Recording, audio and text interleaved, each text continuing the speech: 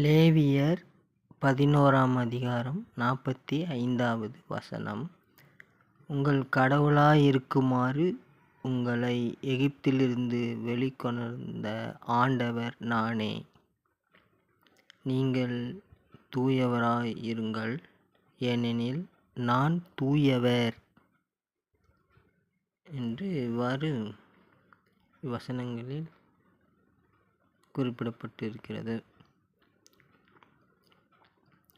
கடவுள் தூயவராக இருக்கிறபடியாலே நாம் தூயவராகத்தான் இருப்போம். அவர் நம்மை ஆட்கொண்டு இருக்கும் பொழுது நம் மனித ரீதியான சிந்தனைகளிலே நாம் இந்த உலக பிரமாணமான சில சிந்தனைகளிலே நாம் இருந்தோமானால் நமக்கு கடவுளை போன்ற தூய் சிந்தனை வராது. உலகத்தில் உள்ள சிந்தனைகள் தான் வரும். ஆனால் கடவுள் நம்மை ஆட்கொண்டிருக்கும்போது நமக்கு உலக சிந்தனை வராது. அவர் தூயவராயிருக்கிறபடியாலே நமக்கு நல்ல சிந்தனைகளே வரும். உதாரணமாக, எந்த விரோதமும் இல்லாமல் மற்றவரிடம் அன்பு காட்ட தோன்றும், இரக்கம் காட்ட தோன்றும், உதவி செய்கின்ற மனப்பான்மை தானாக வந்துவிடும். இதெல்லாம் அடையாளங்கள் கடவுள் நம்மை ஆட்கொண்டிருக்கிறார் என்பதற்கு. ஆகவே கடவுள் தூயவர். அவர் நம்மை ஆட்கொண்டிருக்கும்போது நாம் தூயவராகத்தான் இருப்போம். மற்றும் இதில் குறிப்பிடப்பட்டிருக்கிறது, எகிப்திலிருந்து வெளிக்கொணர்ந்த ஆண்டவர் நானே என்று. எகிப்து என்பது நமக்கு வருகிற கஷ்டம், துன்பம், சோதனை, இது போன்ற விவரங்களுக்கு ஒரு எடுத்துக்காட்டாக சொல்லப்படுகிறது. ஆகவே இந்த எகிப்து இருந்து வெளிக்கொணர்ந்த ஆண்டவர் நானே என்று கடவுள் குறிப்பிட்டிருக்கிறார். அதாவது நம்முடைய கஷ்டம், துன்பம், மரணம், சோதனை எல்லாத்திலிருந்தும் நம்மை வெளிக்கொணர்ந்த ஆண்டவர் நானே என்று கடவுள் சொல்லியிருக்கிறார். வேறு எந்த ஒரு தேவதூதர்களோ ஊழியக்காரர்களோ தெய்வங்களோ நம்மை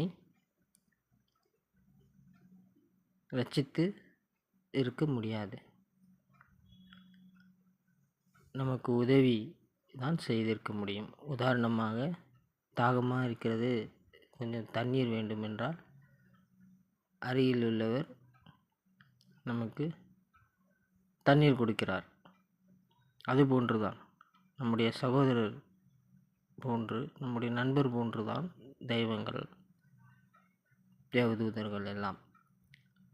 அவர்களை நாம் கடவுள் என்ற பார்வையிலே நாம் பார்க்கக்கூடாது என்று விவிலியம் சொல்கிறது. ஆகவே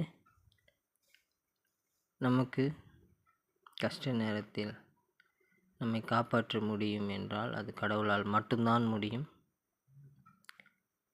ஆகவே கடவுளுடைய ஆசீர்வாதத்தை நாம் வேண்டுவோம். எவ்வாறு அவருடைய ஆசீர்வாதத்தை நாம் வேண்டுதல் செய்ய வேண்டும் என்று நாம் பார்க்கும்போது, கண்களை மூடி, கடவுளே, அப்பா, பிதாவே, நல்லவரே, எங்களை காப்பாற்ற வல்லவரே, என்னுடைய சிந்தனையை நான் சுத்தமாக வைக்க விரும்புகிறேன். என்னுடைய சரீரத்தை நான் பாவக்கரைகள் இல்லாமல் சுத்தமாக வைக்க விரும்புகிறேன். என்னுடைய வார்த்தைகளை நான் சுத்தமாக காத்துக்கொள்ள விரும்புகிறேன். நீரே என்னோடு இரும். நான் முழுவதுமாக உம்மை போன்று தூயவராகவே நான் இருக்க விரும்புகிறேன். ஆமேன் என்று இவ்வாறு நாம் வேண்டுதல் செய்ய வேண்டும். அப்போது நமக்கு அவர் ஆசீர்வாதத்தை கொடுப்பார். ஆமேன்.